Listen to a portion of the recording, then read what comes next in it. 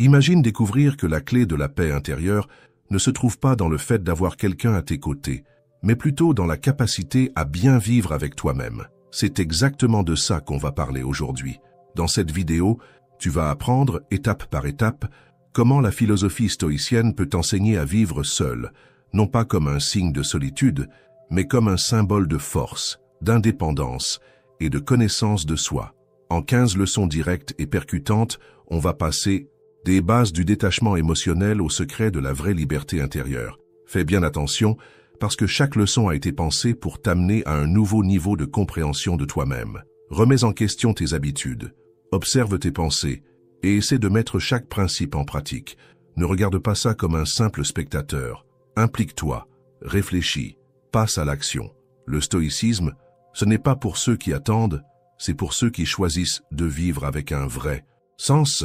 Et je te le dis, va jusqu'au bout, parce que la dernière leçon est, sans aucun doute, la plus puissante de toutes. Elle peut complètement changer ta manière de gérer ta propre compagnie et transformer la solitude en une source inépuisable de sérénité.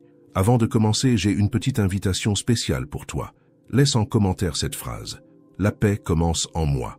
Cette phrase, en plus de marquer ta présence, crée un engagement avec toi-même. Commenter, ce n'est pas juste interagir, c'est déclarer que tu es prêt à vivre une vie plus consciente et épanouie. Et si tu viens d'arriver sur ma chaîne, profites-en pour t'abonner et activer les notifications, comme ça tu ne manqueras rien et tu pourras continuer à recevoir du contenu pour t'aider à mener une vie plus profonde et alignée. Allez, on y va. Première leçon. Trouve en toi ce que tu cherches chez les autres. Combien de fois as-tu eu l'impression que tu avais besoin de quelqu'un pour te sentir complet? Que tu ne pourrais être en paix que si tu recevais l'attention, l'amour ou la reconnaissance de quelqu'un d'autre. Cette quête constante de validation extérieure est un piège discret. Et le plus dangereux, c'est qu'elle semble naturelle. Depuis tout petit, on nous apprend à chercher l'approbation de nos parents, de nos profs, de nos camarades. On grandit en croyant que notre valeur doit être confirmée de l'extérieur. Mais les stoïciens, il y a plus de 2000 ans, nous mettaient déjà en garde. Cette dépendance est le chemin le plus court vers la frustration. Épictète le disait clairement. Ne souhaite pas que les choses arrivent comme tu veux, souhaite plutôt qu'elles arrivent comme elles doivent arriver. Tu seras alors en paix. Et cette logique s'applique aussi aux relations. Quand tu attends des autres ce que tu n'as pas encore appris à te donner toi-même, comme l'amour, le respect ou le soutien, tu remets ta tranquillité entre les mains de quelque chose d'incontrôlable, le comportement des autres. La proposition stoïcienne est audacieuse. Reprends ce que tu as délégué. Si tu cherches du réconfort, apprends à t'écouter avec compassion. Si tu veux être respecté, commence par te traiter toi-même avec fermeté et cohérence. Si tu veux de l'amour, cultive l'amour propre. Pas celui des phrases toutes faites, mais un amour exigeant, celui qui sait aussi corriger, discipliner, pardonner. Marc Aurèle était direct quand il écrivait « L'âme a une couleur, et elle se peint chaque jour avec ce qu'elle pense. La façon dont tu te vois et te traites détermine la manière dont tu percevras le monde. Évidemment, l'être humain est social, et les stoïciens ne niaient pas l'importance des liens. Mais ils savaient que toute relation est incertaine, passagère et fragile. Alors que se passe-t-il quand l'autre te déçoit, quand il s'en va, quand il ne te rend pas ce que tu lui donnes? Si tu as fait de cette personne la base de ton identité, tout s'écroule. Sénèque disait « La preuve ultime d'équilibre, c'est de pouvoir vivre avec soi-même. Et vivre avec soi-même demande de la force. Cela exige de regarder à l'intérieur et d'avoir le courage de combler ses propres vides. Concrètement, commence par observer dans quelle partie de ta vie tu manques d'autonomie. Tu ne te trouves beau que quand on te le dit? Tu ne te sens en sécurité que quand tu es accompagné? Tu ne te sens heureux que lorsque quelqu'un te valide?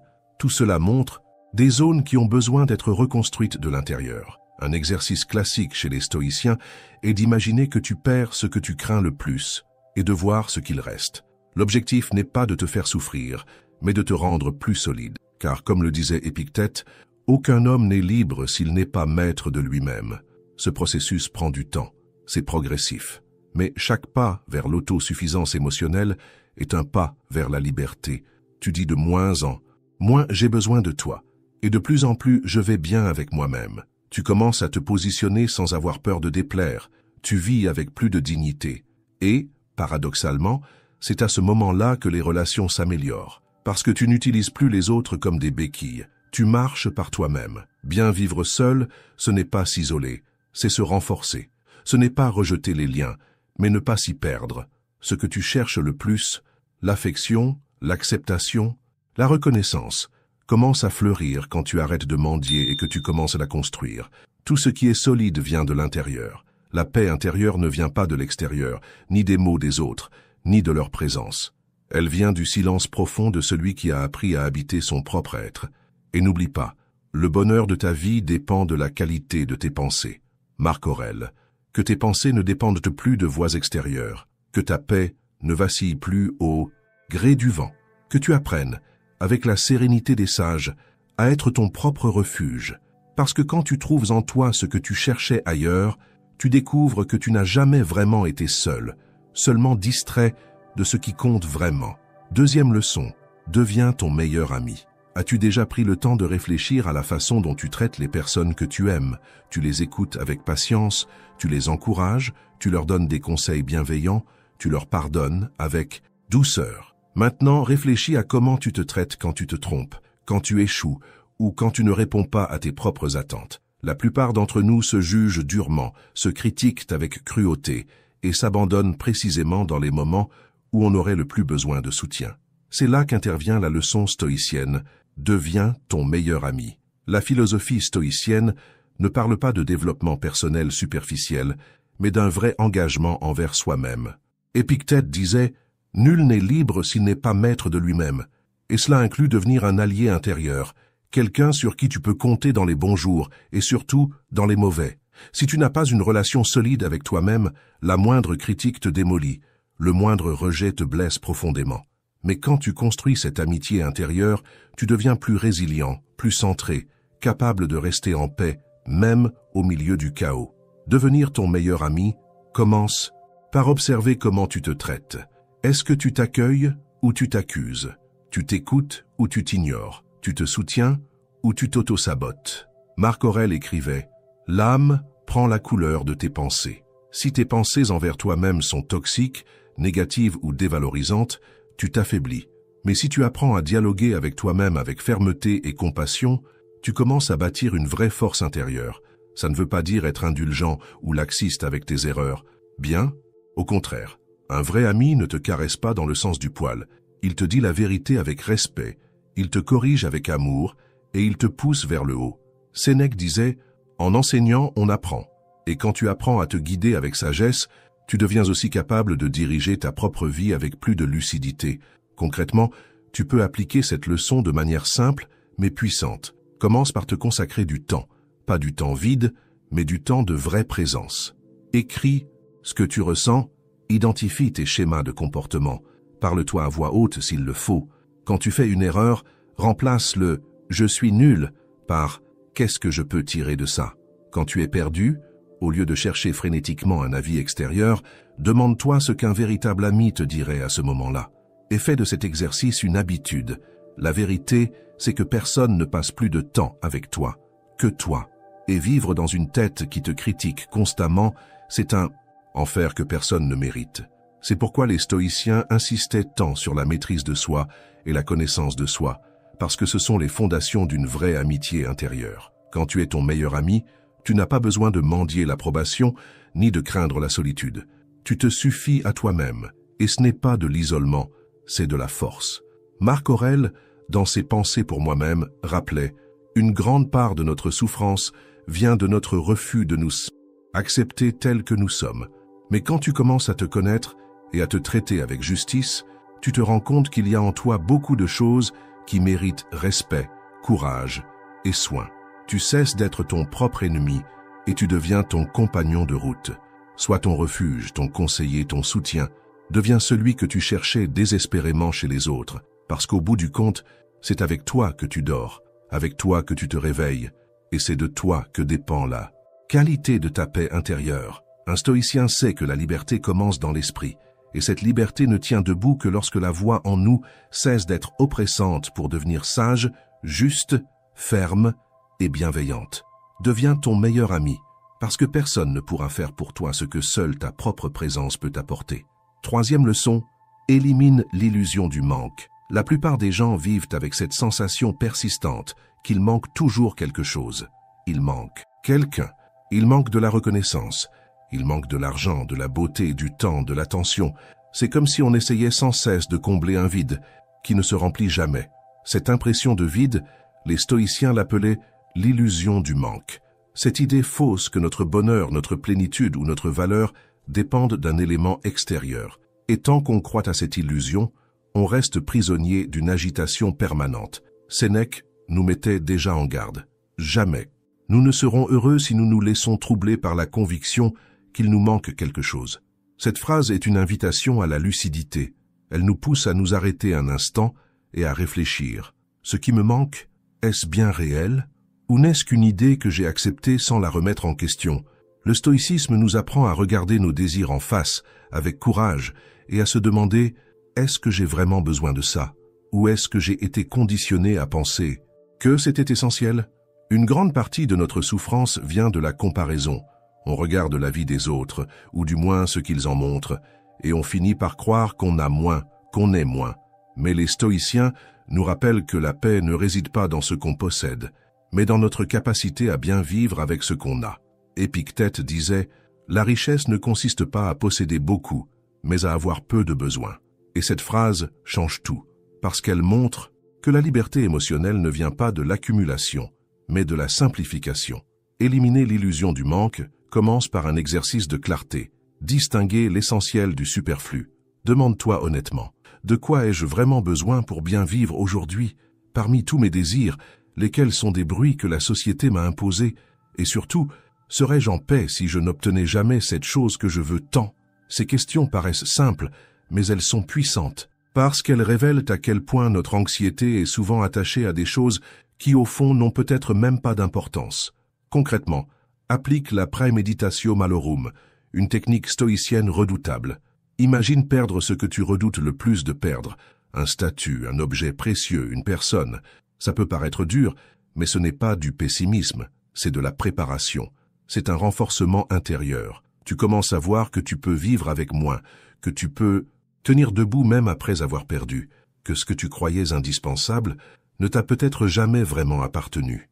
Et là naît une sensation nouvelle, celle de la suffisance, celle de te dire que ce que tu es, ce que tu as et ce que tu vis maintenant, c'est déjà suffisant. Cette leçon nous enseigne aussi à ne pas conditionner notre bonheur à un futur parfait. Combien de fois t'es-tu dit « Quand j'aurai ça, là, je serai heureux sans ». Et puis, une fois que tu l'as obtenu, ce sentiment de satisfaction a duré peu, car une nouvelle envie a vite pris sa place. Cela arrive parce que le problème n'est pas dans ce qui manque, mais dans le schéma mental qui se concentre toujours sur l'absence. Marc Aurèle, avec sa sagesse, nous rappelle « Tu as du pouvoir sur ton esprit, pas sur les événements extérieurs. Comprends cela et tu trouveras la force. » Cette force, c'est la libération de cette prison invisible. À partir du moment où tu élimines l'illusion du manque, tu commences à regarder le présent avec plus de gratitude. Tu arrêtes de courir après plus. Et tu commences à mieux prendre soin de ce que tu as déjà. Tu redonnes de la valeur à tes relations, à ton temps, à ta propre présence. Et plus tu te contentes de l'essentiel, plus ta vie devient légère et sereine. La vraie liberté, ce n'est pas tout avoir, c'est ne pas avoir besoin de tout pour se sentir bien. Un stoïcien ne se définit pas par ce qu'il possède, mais par la solidité avec laquelle il vit. En éliminant l'illusion du manque, tu ne fais pas que te renforcer. Tu découvres que la paix intérieure n'a jamais dépendu de ce qui se trouve à l'extérieur. Elle attendait juste d'être cultivée à l'intérieur de toi. 4e leçon. Apprends à aimer le silence. On vit dans un monde bruyant, un monde où chaque instant de silence est perçu comme un vide à combler, avec de la musique, des notifications, des voix, des vidéos, n'importe quoi qui puisse nous distraire du bruit le plus difficile à entendre, celui de notre propre esprit. Et c'est peut-être pour ça que tant de gens fuient la solitude et le silence, non pas par manque de temps, mais par peur de ce qu'ils pourraient y trouver. La philosophie stoïcienne, elle, va à contre-courant. Elle nous invite à chercher le silence, à l'apprivoiser et surtout à l'aimer. Épictète disait « Si tu veux être libre, commence par apprendre à être calme. » Et cette paix commence dans le silence. C'est là qu'on prend conscience de nos pensées. C'est là qu'on réalise combien de voix étrangères occupent notre espace intérieur, combien d'idées qu'on porte ne sont même pas les nôtres, combien de désirs nous ont été transmis sans réflexion. Le silence n'est pas absence de son, c'est présence à soi. Et souvent, celui qui ne supporte pas le silence n'a pas encore appris à supporter sa propre présence. Apprendre à aimer le silence, c'est un vrai exercice de force. Il faut du courage pour éteindre le vacarme du monde et rester seul avec soi-même, sans rien pour se distraire. Il faut de la discipline pour résister à l'envie de remplir chaque moment de stimuli. Et il faut de l'humilité pour reconnaître que, parfois, ce dont on a besoin, ce n'est pas de plus d'informations, mais de plus d'espace intérieur pour digérer ce qu'on sait déjà. Marc Aurèle ne mâchait pas ses mots. Replie-toi sur toi-même. C'est à l'intérieur de l'homme que réside la vérité. Mais comment faire cela sans silence? Dans la pratique, le silence peut devenir un rituel, quotidien. Ça peut être 5 minutes le matin avant de toucher ton téléphone, une marche sans écouteurs, le choix de ne pas répondre tout de suite, de parler moins, d'écouter plus. Quand tu fais taire le bruit extérieur, c'est ton monde intérieur qui prend la parole. Et là commence l'une des aventures les plus profondes de la vie, la connaissance de soi. Sénèque, dans ses lettres, mettait déjà en garde contre l'excès de stimulation et conseillait d'éviter l'agitation inutile. Il disait « L'esprit a besoin de moments de calme pour se régénérer et se renforcer. Le silence donc n'est pas juste une pause, c'est une terre fertile où pousse la clarté, la sagesse et la paix. C'est dans le silence qu'on comprend ce qui compte vraiment. C'est là qu'on apprend à faire le tri entre l'essentiel et le superflu. Quand tu apprends à aimer le silence, tu transformes aussi la façon dont tu te connectes aux autres. Tu écoutes avec plus d'attention. Tu réponds avec plus de justesse. Tu réagis moins. Tu réfléchis plus. Ton esprit s'apaise. Ton corps ralentit. Tes décisions deviennent plus conscientes. Le silence cesse d'être un vide angoissant. Il devient un refuge, un appui, une source de puissance. Et peut-être le plus important, le silence révèle. Il révèle où ça fait mal, où ça manque, où c'est trop. Et au lieu de fuir, le stoïcien regarde en face. Parce que c'est en affrontant ce qu'on découvre qu'on peut vraiment transformer. Apprendre à aimer le silence, c'est, au fond, apprendre à se faire confiance. Croire qu'on est capable d'affronter ses pensées, qu'on n'a pas besoin de fuir sa propre tête, qu'il y a de la sagesse dans le vide et qu'elle ne se montre que quand on arrête de parler et qu'on commence à écouter. Beaucoup cherchent des réponses à l'extérieur. Les stoïciens savaient que les plus précieuses sont à l'intérieur. Mais elles ne peuvent être entendues que par ceux qui ont le courage de rester en silence. Alors pratique. Commence petit. 1 minute, puis 2, puis 5. Et tu verras que plus tu entres dans cet espace de calme, plus tu t'approches de la paix que tant de gens cherchent désespérément dans le vacarme du monde. Le silence est un maître.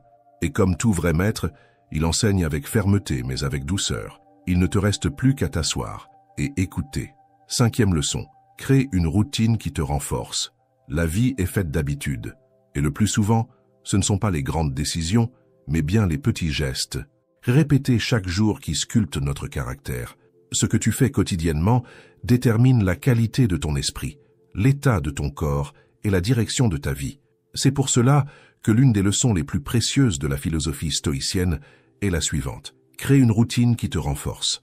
Pas une routine automatique et vide de sens, mais une structure quotidienne qui te garde aligné avec tes principes et ton but. Marc Aurèle, empereur et philosophe, commençait ses journées par des réflexions.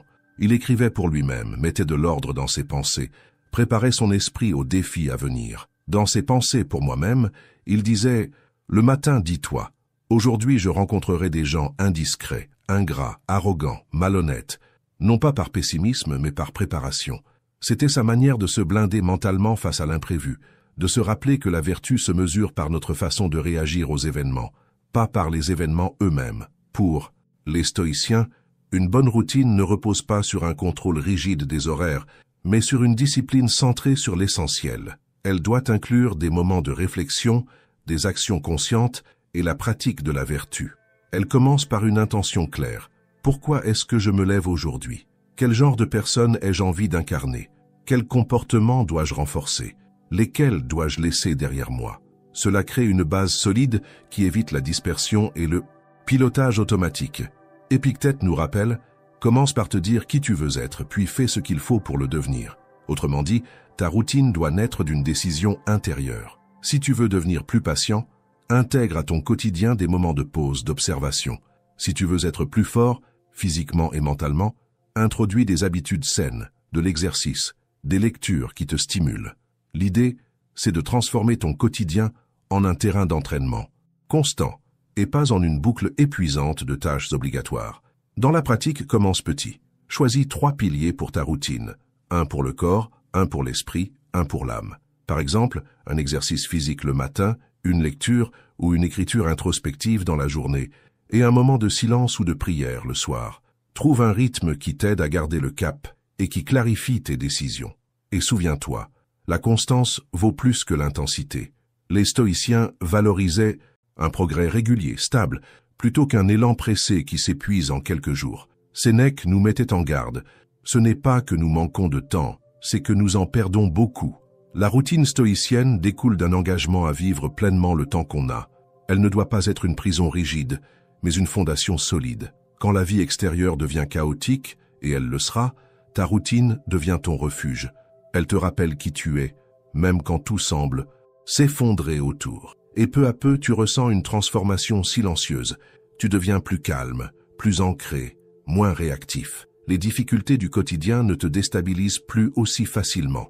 Et ce n'est pas un hasard. C'est le fruit d'une routine qui te renforce de l'intérieur. Quand la discipline devient une habitude, la liberté grandit, parce que tu n'es plus esclave de tes impulsions, de tes dépendances ou de tes distractions. Tu avances avec clarté, parce que tu as choisi de vivre avec intention. Créer une routine qui te renforce, c'est au fond faire un choix de responsabilité. C'est refuser de laisser tes journées au hasard. C'est comprendre que chaque matin est une nouvelle chance de t'aligner avec tes valeurs et que chaque soir est une opportunité de mesurer ton évolution. Un stoïcien ne cherche pas la perfection, mais la cohérence. Et cette cohérence se construit chaque jour dans la routine. 6e leçon, développe ton autonomie émotionnelle. Être émotionnellement autonome, c'est l'une des plus grandes forces qu'un être humain puisse atteindre. Et en même temps, l'un des défis les plus difficiles. On vit dans une culture où l'on a tendance à rendre les autres responsables de ce que l'on ressent. Si quelqu'un nous traite mal, on dit qu'il nous a rendus tristes. Si la journée ne se passe pas comme prévu, on dit qu'elle a détruit notre morale. Si quelqu'un s'éloigne, on se sent brisé. Mais la philosophie stoïcienne nous enseigne quelque chose de radicalement différent. Personne n'a de pouvoir sur nos émotions, à moins qu'on ne le lui donne. Épictète allait droit au but. Ce ne sont pas les choses qui nous troublent, mais l'opinion que nous avons d'elles. Cette phrase, à elle seule, contient une véritable clé de libération. Elle nous invite à prendre l'entière responsabilité de nos états intérieurs. Ça ne veut pas dire nier ce qu'on ressent, mais comprendre que c'est notre interprétation des événements, et non les événements eux-mêmes, qui déterminent notre état émotionnel. Et cette interprétation, elle, dépend de nous. Pour les stoïciens, l'autonomie émotionnelle, c'est la capacité de ressentir pleinement, sans être dominé par ce qu'on ressent. C'est être triste sans sombrer. C'est ressentir de la colère sans exploser. C'est avoir peur sans se figer. C'est comprendre que ressentir quelque chose ne signifie pas qu'on doit y réagir automatiquement. Et cette forme de liberté ne vient qu'avec la pratique, l'observation, la clarté. Dans la vie de tous les jours, ça veut dire acquérir un nouveau réflexe mental. Questionner l'origine de tes réactions. Quand quelque chose t'énerve, demande-toi, est-ce vraiment grave ou est-ce simplement ma propre attente qui a été contrariée? Quand tu te sens rejeté, interroge-toi. Est-ce un vrai rejet ou est-ce juste moi qui interprète le silence de l'autre comme tel? Ce genre de questionnement entraîne ton esprit à ne pas se laisser emporter par la première vague émotionnelle, celle qui, souvent, nous submerge. Marc Aurèle renforce cette idée lorsqu'il écrit « Tu as du pouvoir sur ton esprit, pas sur les événements extérieurs ». Ce rappel est fondamental. On ne contrôle pas tout ce qui se passe autour de nous, mais on contrôle toujours notre manière d'y répondre. L'autonomie émotionnelle naît exactement là, dans l'espace entre ce qui arrive et ce que tu choisis d'en faire. Et surtout, cette autonomie ne signifie ni froideur, ni indifférence. Les stoïciens n'ont jamais prôné une vie sans émotion, mais une vie guidée par la raison. Ce qu'ils appelaient apatheia, ce n'est pas l'insensibilité, c'est le calme intérieur face aux passions déchaînées. C'est la capacité de sentir sans se laisser gouverner par ce qu'on sent. Développer cette compétence demande un entraînement quotidien. Un bon point de départ est la praemeditatio malorum, une réflexion matinale sur les obstacles et frustrations possibles de la journée. Cela prépare ton esprit à affronter les imprévus sans Te laisser surprendre, ni dramatiser, ni perdre le contrôle. Le soir, prends un moment pour revoir ta journée. Qu'as-tu ressenti? Comment as-tu réagi? Qu'aurais-tu pu faire différemment? En faisant ça, tu développes ta conscience émotionnelle et tu gagnes en maîtrise de toi. L'autonomie émotionnelle, c'est de la maturité. C'est quand tu ne réclames plus que le monde se plie à tes besoins pour que tu te sentes bien.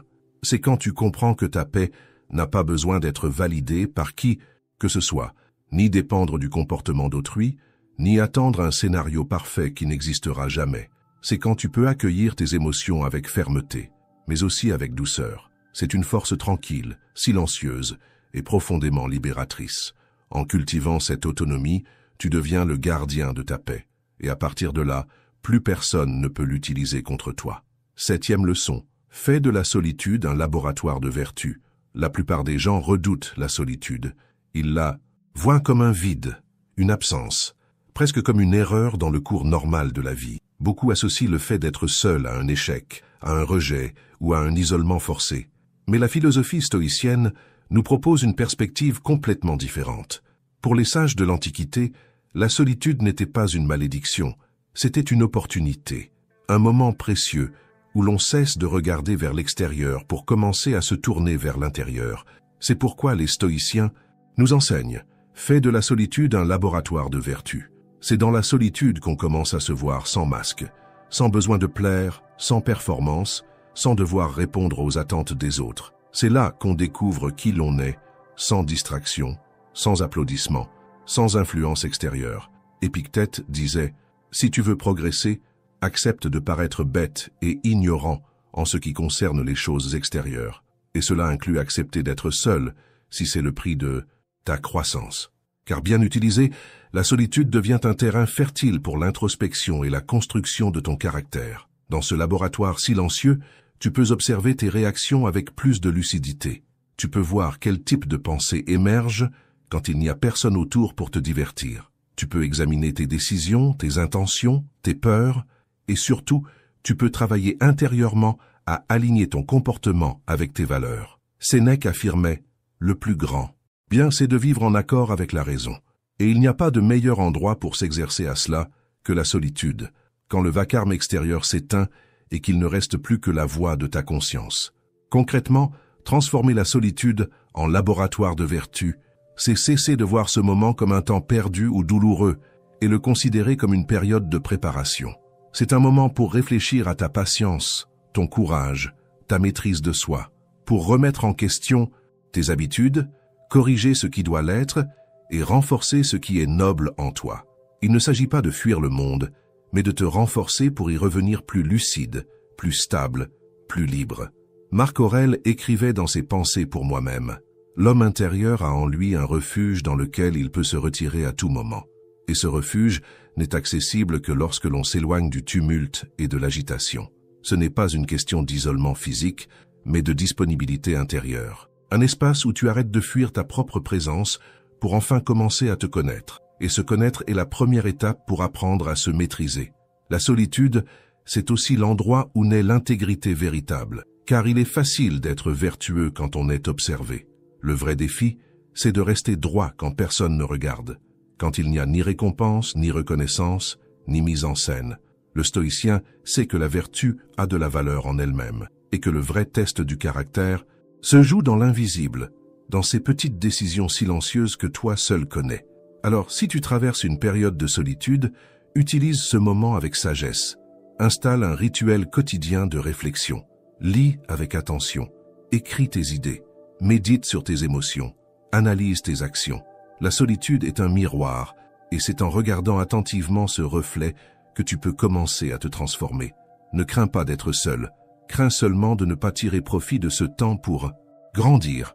Parce que quand la vie te remettra au milieu des autres, et elle le fera, que ce soit comme quelqu'un de plus conscient, plus serein, plus solide, un stoïcien sait que chaque moment, même la solitude, peut être un terrain d'entraînement pour l'excellence morale. Et cette excellence ne dépend d'aucun applaudissement, seulement de ton courage à te regarder en face avec honnêteté.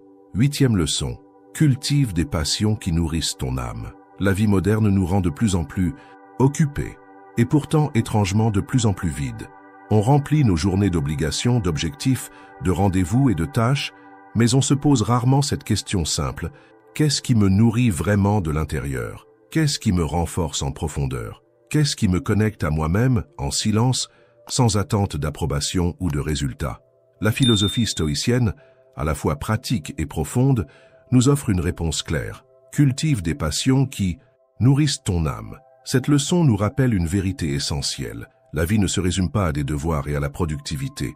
Elle a aussi besoin de moments d'expression, de contemplation et de plaisir tranquille. Les stoïciens savaient que le temps bien utilisé n'était pas seulement celui consacré au travail ou aux autres, mais aussi celui dédié à des activités qui ont un sens personnel. Épictète nous enseigne « Il est impossible d'apprendre ce que l'on croit déjà savoir, et cela vaut aussi pour nous-mêmes. On pense souvent se connaître, jusqu'au jour où une passion sincère nous révèle des facettes oubliées ou inconnues. Une passion qui nourrit l'âme est différente d'un simple passe-temps. Elle ne sert pas juste à occuper le temps libre ou à distraire l'esprit. Elle te reconnecte à ton centre. C'est quelque chose qui t'apaise, qui te stimule sainement, qui exige de la présence et de l'engagement. Cela peut être écrire, dessiner, jouer d'un instrument, cuisiner, marcher en silence, observer la nature, lire avec attention, apprendre une nouvelle compétence juste pour le plaisir d'apprendre. L'important, c'est que ce soit un choix personnel, vécu en pleine conscience, sans dépendre du regard des autres. Marc Aurèle, bien qu'empereur, entretenait l'habitude d'écrire ses pensées chaque jour. C'était son moment de dialogue avec sa conscience. Sénèque, dans ses lettres, recommandait l'étude et la contemplation pour libérer l'esprit des agitations du monde.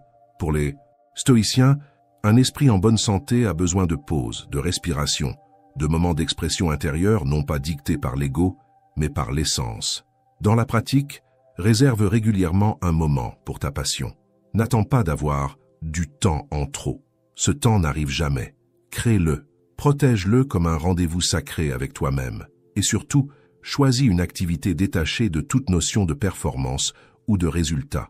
Quelque chose que tu peux faire avec légèreté, sans comparaison, sans pression, sans l'idée de devenir le meilleur. Fais-le simplement parce que ça te fait du bien, parce que ça clarifie ton esprit, fortifie ton cœur et te ramène à l'instant présent.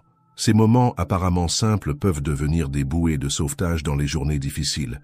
Ce sont eux qui te ramènent à l'essentiel, qui t'aident à garder ton équilibre. Et plus tu cultives ce lien, plus tu te rends compte que la vie ne se limite pas à ce qu'il y a entre le travail et le repos.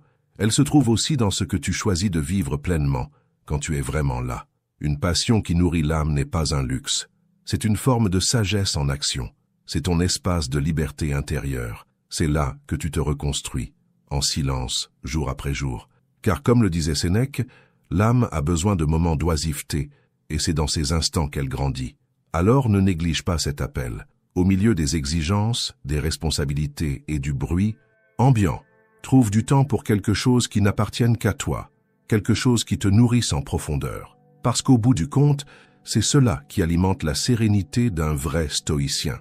L'équilibre entre l'action et la contemplation, entre le devoir et le plaisir, entre le monde et l'âme. 9e leçon.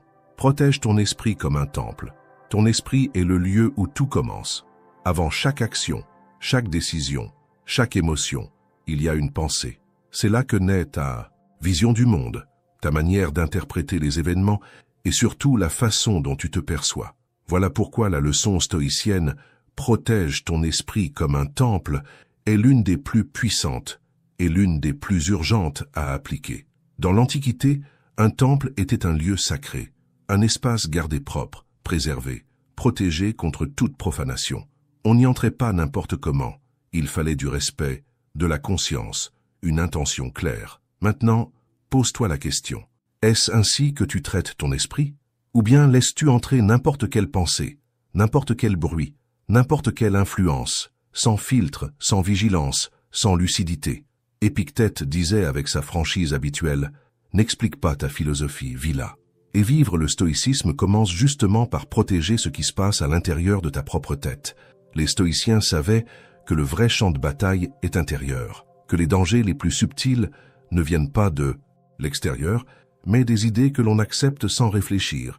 Cultiver un esprit protégé, c'est cultiver la liberté, car celui qui ne prend pas soin de sa propre pensée devient une proie facile pour le chaos ambiant. Protéger ton esprit, cela veut dire choisir soigneusement ce que tu consommes, remettre en question les contenus que tu regardes, les conversations auxquelles tu participes, les pensées que tu nourris. Il est facile de se laisser contaminer par le pessimisme, la futilité, la colère ou la distraction. Il suffit de vivre en pilote automatique. Il suffit d'ouvrir les réseaux sociaux et de se laisser emporter. Mais un stoïcien ne vit pas porté par le flux, il vit avec intention. Il choisit avec attention ce qu'il laisse entrer, parce qu'il sait que tout ce qui entre finit par façonner sa perception, son énergie, ses choix. Marc Aurèle écrivait « La qualité de ta vie dépend de la qualité de tes pensées ».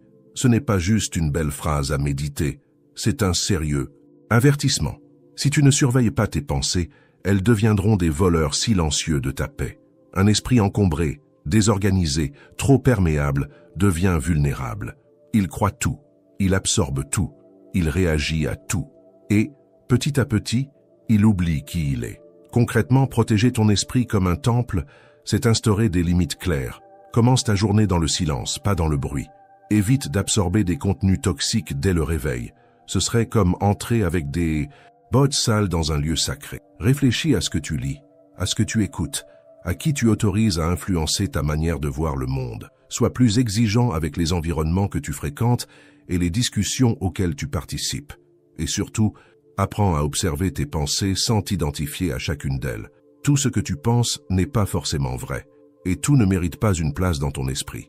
Il est aussi essentiel de nettoyer ce temple régulièrement.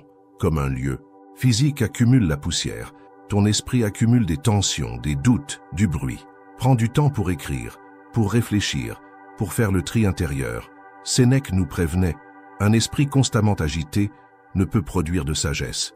C'est pourquoi le silence, la lecture philosophique, la méditation et l'auto-analyse font partie de l'entretien de cet espace sacré.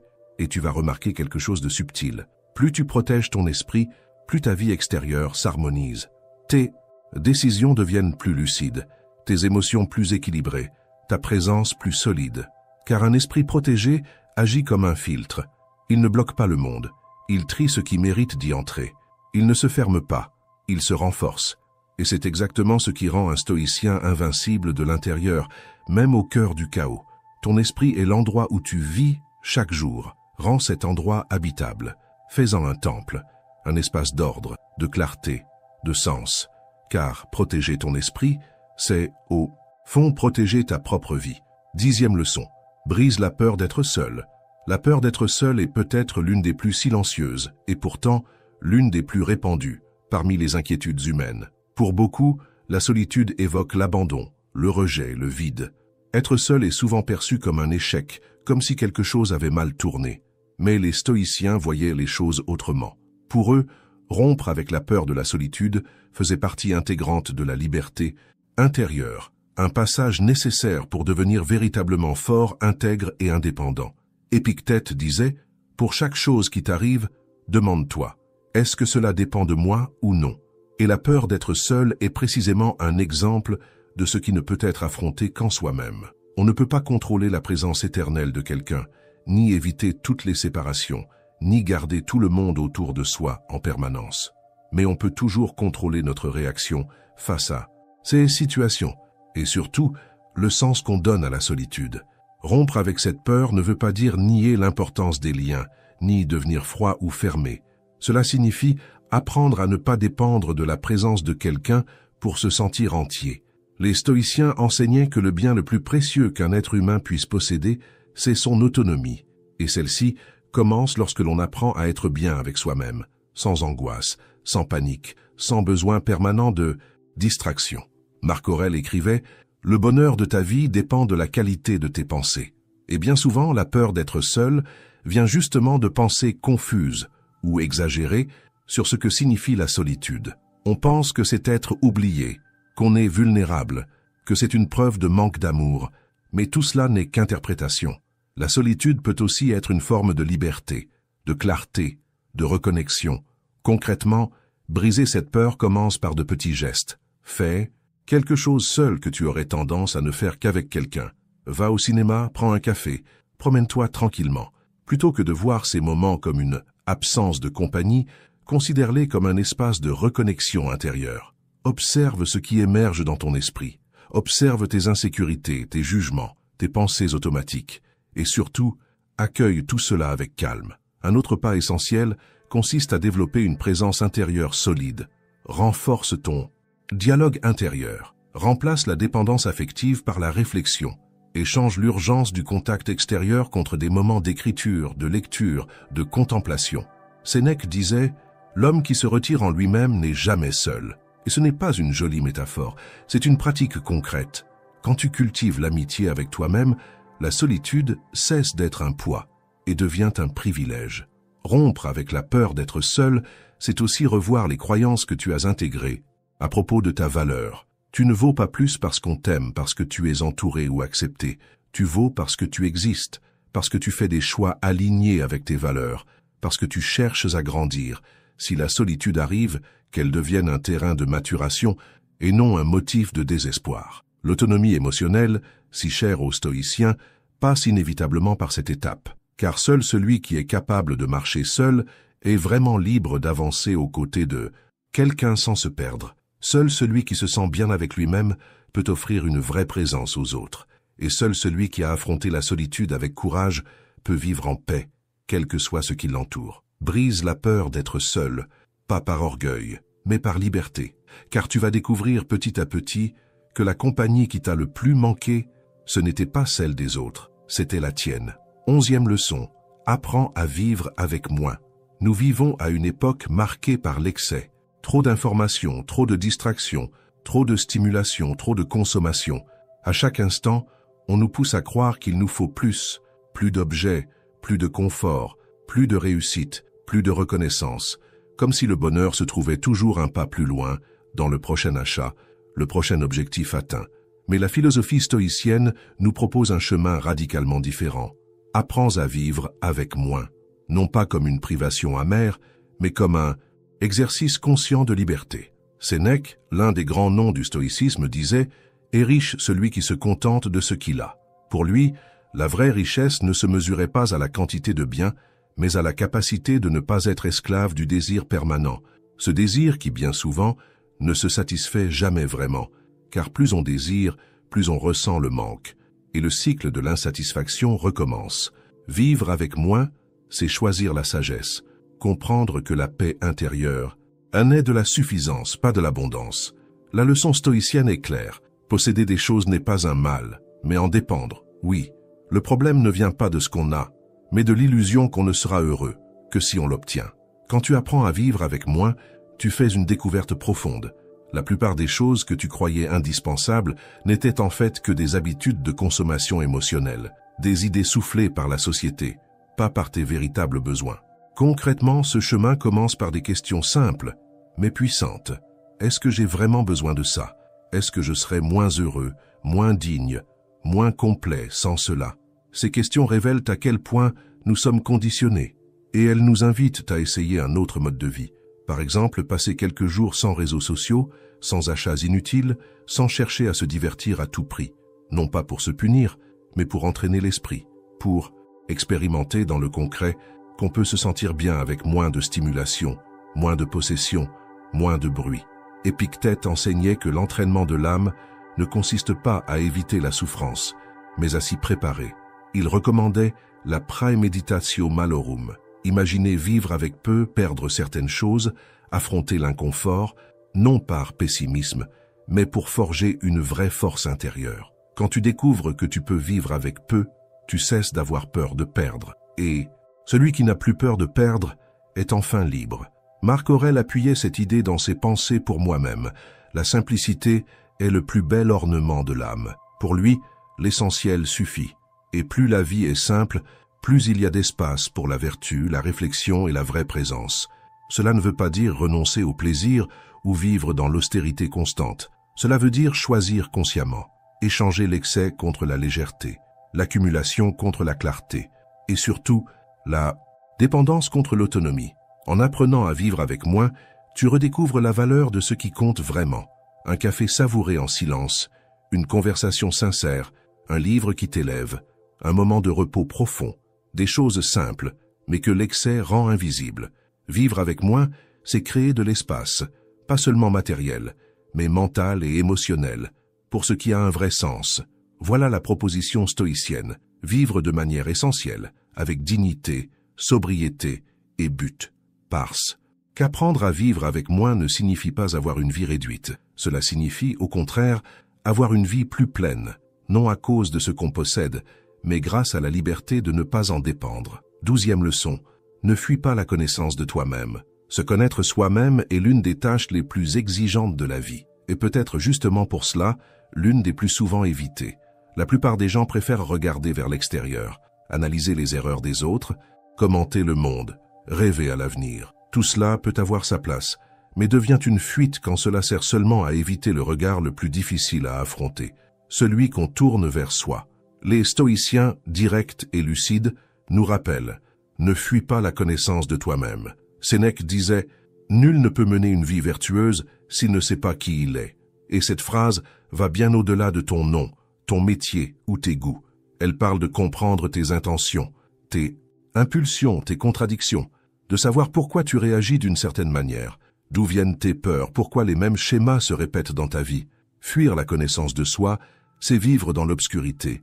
Et dans l'obscurité, tout fait peur. Les stoïciens savaient que la maîtrise de soi commence par la conscience de soi.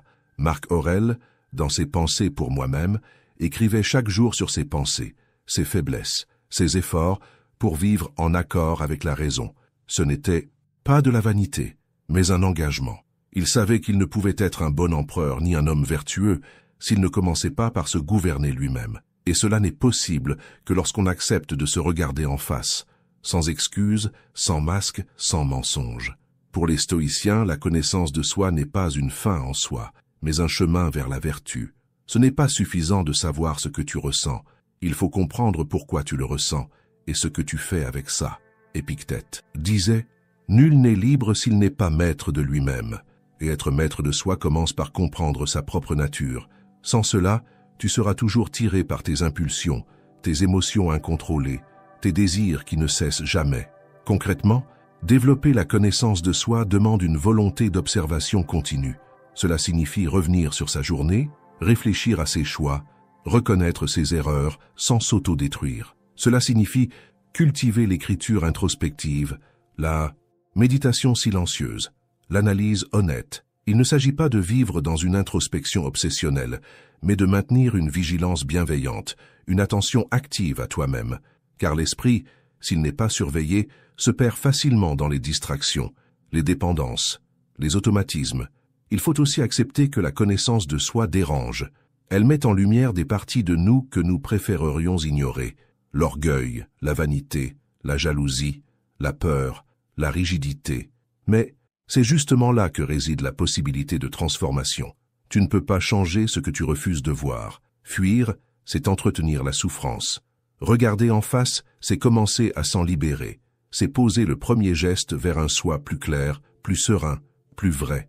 Les stoïciens ne cherchèrent pas la perfection, mais la cohérence. Et nul ne peut être cohérent s'il ne sait pas qui il est, ce qu'il défend et ce qu'il doit encore travailler. Se connaître, c'est une forme de respect. C'est dire que tu prends ta vie au sérieux. C'est comprendre que la plus grande œuvre de ton existence n'est pas ce que tu construis à l'extérieur, mais ce que tu bâtis à l'intérieur. Ne fuis pas la connaissance de toi-même. Regarder à l'intérieur peut faire mal, mais vivre dans l'inconscience fait bien plus de dégâts, et pour bien plus longtemps. Aie le courage de t'observer avec vérité, car au fond, la liberté et la paix que tu cherches à l'extérieur ne se révèlent qu'à celui qui ose enfin se rencontrer de l'intérieur. 13e leçon. Pratique l'indifférence face à ce que tu ne contrôles pas. L'une des sources les plus constantes de souffrance humaine est notre tendance à vouloir contrôler ce qui nous échappe. On se bat contre le temps, contre les comportements des autres, contre les imprévus, contre les changements inévitables de la vie. On se frustre, on s'énerve, on s'angoisse, comme si le monde nous devait obéissance. Mais les stoïciens, avec leur lucidité implacable, nous proposent une solution profondément libératrice.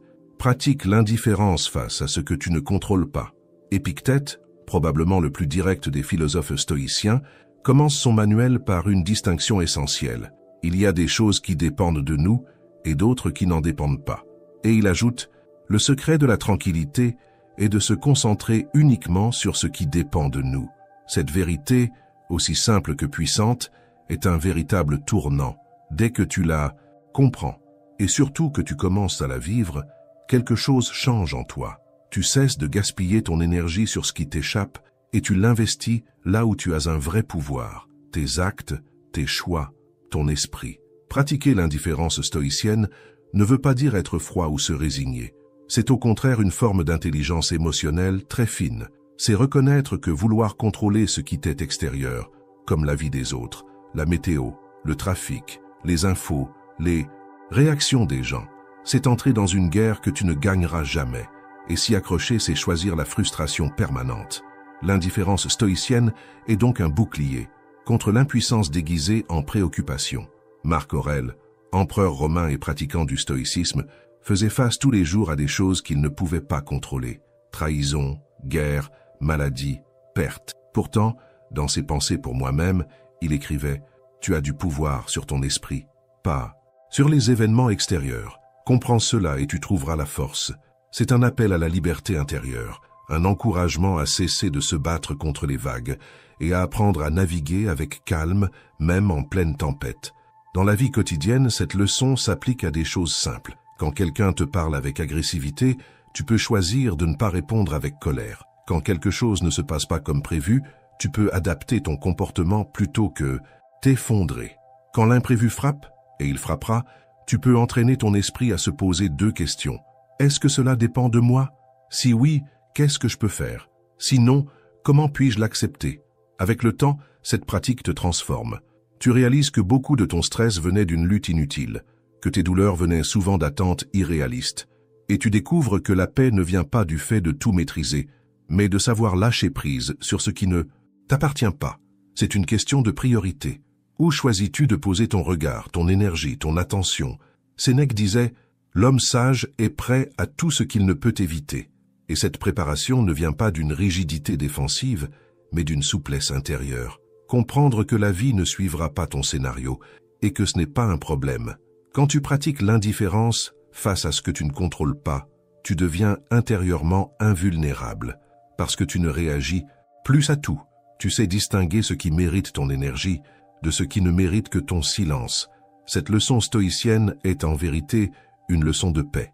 Une paix active, lucide et enracinée. Pas une paix qui dépend du calme autour de toi, mais une paix qui survit même quand tout tremble. Car au bout du compte, la vie sera toujours incertaine, mais ton esprit, lui, n'a pas besoin de l'être. 14e leçon. Trouve du sens même dans les petites choses. La plupart des gens vivent en attendant les grands moments, ces événements marquants, ces réussites spectaculaires, ces tournants de vie qui semblent enfin donner une justification à l'existence. Et pendant ce temps, les jours passent sans qu'on les voie. Les petites scènes du quotidien, un café bien chaud, une marche en silence, un geste de gentillesse, deviennent invisibles. Pourtant, les stoïciens nous ont transmis une vérité fondamentale. La grandeur de la vie réside dans les petites choses. Et plus encore, c'est là que se cache le vrai sens. Marc Aurèle, dans ses pensées pour moi-même, écrivait l'importance de vivre chaque instant comme s'il était le dernier, non par fatalisme, mais par sagesse. Il comprenait que la vie ne se résume pas à des actes héroïques ou à des moments spectaculaires, mais à la manière dont nous vivons chaque geste, chaque parole, chaque pensée. Il disait « La vie d'un homme est ce que ses pensées en font. Si tu regardes tes journées avec précipitation et négligence, elles te paraîtront vides. Mais si tu les regardes avec attention et respect, tu découvriras qu'elles sont remplies de sens. Trouver du sens dans les petites choses demande de ralentir, d'être présent, et d'avoir l'humilité de reconnaître que la valeur de l'existence ne se trouve pas uniquement dans l'extraordinaire, mais dans la profondeur avec laquelle on vit ce qui semble ordinaire. Prendre une douche, faire la vaisselle, ranger une pièce, écouter quelqu'un avec attention, tout cela peut devenir un acte philosophique s'il est fait avec conscience. Car c'est dans ces instants que l'on cultive la patience, la gratitude, la discipline, la compassion, des vertus essentielles, selon les stoïciens, pour mener une vie véritablement bonne. Épictète nous rappelait « Ce qui compte, ce n'est pas ce qui t'arrive, mais la manière dont tu y réagis. » Et la réaction la plus puissante que nous puissions avoir face à la vie, c'est précisément celle-ci, la traiter comme quelque chose de précieux, même dans ses formes les plus simples. En faisant cela, une transformation s'opère en nous. L'ennui devient contemplation, l'anxiété se transforme en appréciation, et l'esprit, autrefois agité, trouve enfin la paix dans l'instant présent. Concrètement, cela signifie déplacer ton attention. Au lieu d'attendre le vendredi, les vacances ou la grande réussite, commence à savourer ce qui est déjà là. Un bon livre lu avec calme, un coucher de soleil observé en silence, l'occasion de respirer profondément, d'écrire tes idées, de parler avec quelqu'un que tu aimes. Ces moments sont des cadeaux permanents, mais ils passent inaperçus pour ceux qui courent après l'extraordinaire. Sénèque disait « La vie est longue, si on sait bien l'utiliser ».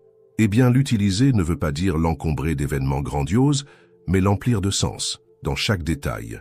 Quand tu trouves la beauté et la profondeur dans les petites choses, tu vis avec moins d'attente et plus de gratitude, moins de pression et plus de présence. Et cette présence t'enracine. Elle te donne de la solidité pour les jours difficiles. Elle te rappelle que, même dans les jours ordinaires ou chaotiques, il y a toujours quelque chose à honorer. Les stoïciens savaient que le temps est limité et imprévisible, mais ils savaient aussi que le sens de la vie ne se trouve pas dans un futur lointain. Il est là, maintenant, dans la façon dont tu traites les autres, dans l'attention que tu mets dans chaque tâche, dans le silence, entre deux mots. Tout a de l'importance, si tu es présent. Alors ne compte pas sur les grands tournants pour trouver du sens. Commence ici, commence aujourd'hui. Ouvre les yeux sur ce qui t'entoure. Traite chaque geste avec soin et respect. Parce qu'au fond, la vie, c'est ça. Une succession d'instants modestes, qui bien vécus deviennent immenses. 15e et dernière leçon, deviens quelqu'un que tu respectes toi-même. Peu de choses sont aussi importantes et pourtant aussi négligées que celle-ci. Être quelqu'un que tu respectes toi-même. Dans un monde obsédé par l'image, les likes et la validation extérieure, il est facile de tomber dans le piège de vivre pour impressionner, tout en perdant peu à peu son intégrité. Les stoïciens nous rappellent avec fermeté et clarté que la vraie victoire ne réside pas dans le fait de paraître admirable, mais dans le fait d'être vraiment digne de sa propre admiration. Épictète disait « Ne cherche pas à être admiré, mais à être digne » d'admiration. Cela signifie que le centre de gravité ne doit pas être dans le regard des autres, mais dans la façon dont tu te tiens face à toi-même, surtout quand personne ne te regarde. Être quelqu'un que tu respectes demande un engagement constant envers tes propres principes, même quand il serait plus facile de tricher, de fuir ou de faire semblant. Et cela commence par des choix simples. Tu tiens la parole que tu te donnes, tu agis avec honnêteté, même quand un raccourci pourrait t'avantager. Tu traites les autres avec respect, même quand il n'y a aucun témoin. Le respect de soi ne naît pas de la perfection, mais de la cohérence. C'est vivre en accord avec ce que tu crois juste, pas seulement dans les discours, mais dans le quotidien. Marc Aurèle écrivait « Le respect de soi est la source de toute bonne conduite. Pour lui, l'intégrité valait plus que le succès ou l'approbation publique. » Et cela faisait parfaitement sens dans une perspective stoïcienne. Tout ce qui dépend de l'extérieur est instable, mais ce que tu construis en toi-même, tes vertus, tes valeurs, ton caractère, cela reste. Devenir quelqu'un que tu respectes, c'est poser ses fondations solides. Dans la pratique, cela demande vigilance et honnêteté. Observer ses propres comportements avec lucidité et humilité. Se demander à la fin de la journée, ai-je été aujourd'hui la personne que je souhaite devenir? Et si la réponse est non, ne pas se condamner, mais réajuster la trajectoire. Georges P. Philosophie stoïcienne n'est pas pour ceux qui ne tombent jamais, mais pour ceux qui ont le courage de se relever à chaque fois. Sénèque disait « Une conscience tranquille est le meilleur oreiller ». Et cette tranquillité ne vient ni des compliments, ni des trophées. Elle naît de ce sentiment intime, celui de vivre avec droiture, d'agir avec justesse, de grandir en étant fidèle à soi-même. Quand tu te respectes, tu ne dépends plus de l'acceptation des autres pour te sentir bien. Tu deviens ta propre boussole. Et cela ne veut pas dire être dur avec soi-même. Le respect de soi inclut aussi la compassion, savoir reconnaître ses limites sans se saboter, savoir dire non, savoir quand se protéger, quand ralentir, quand prendre soin de soi. C'est un équilibre entre fermeté et douceur, une forme de maturité qui te rend plus résilient face aux critiques extérieures comme aux doutes intérieurs. Devenir quelqu'un que tu respectes est un processus permanent, une sorte de sculpture intérieure. C'est regarder en soi et choisir, jour après jour, ce qui est à la hauteur de la personne que tu veux devenir. Et quand tu fais ça, quelque chose de profond se produit. Tu deviens digne de ta propre confiance. Et cette confiance-là est la racine de la vraie liberté. Car au bout du compte, les applaudissements disparaissent, les opinions changent, les circonstances tournent, mais ce que tu as bâti en toi, ça reste. Et quand tu peux te regarder dans le miroir avec dignité, avec vérité, avec respect, c'est ça qui compte, c'est ça qui te porte. Félicitations d'être allé jusqu'au bout. Le simple fait que tu sois resté jusqu'à la fin de cette vidéo montre quelque chose de précieux. Tu es engagé dans ton propre cheminement, dans ta croissance, dans la construction d'une vie plus consciente, équilibrée et vraie. Et rien que ça, c'est déjà énorme. Si l'une de ces leçons t'a particulièrement touché, partage-le dans les commentaires. J'aimerais vraiment savoir laquelle t'a le plus marqué. Et si tu n'as rien de spécial à dire, écris juste gratitude dans les commentaires. Ça me montrera que tu es resté avec moi jusqu'au bout et que tu fais partie de ce chemin de transformation. Abonne-toi à la chaîne. Ça m'aide à continuer à créer du contenu avec du sens et ça te garantit de ne rien manquer de tout ce que je prépare pour celles et ceux qui, comme toi, veulent vivre avec plus de sagesse. Et bien sûr, je te laisse ici 2 autres vidéos avec des réflexions stoïciennes pour approfondir encore plus ce voyage vers la connaissance de soi et la force intérieure. Clique, continue d'avancer. La route ne fait que commencer.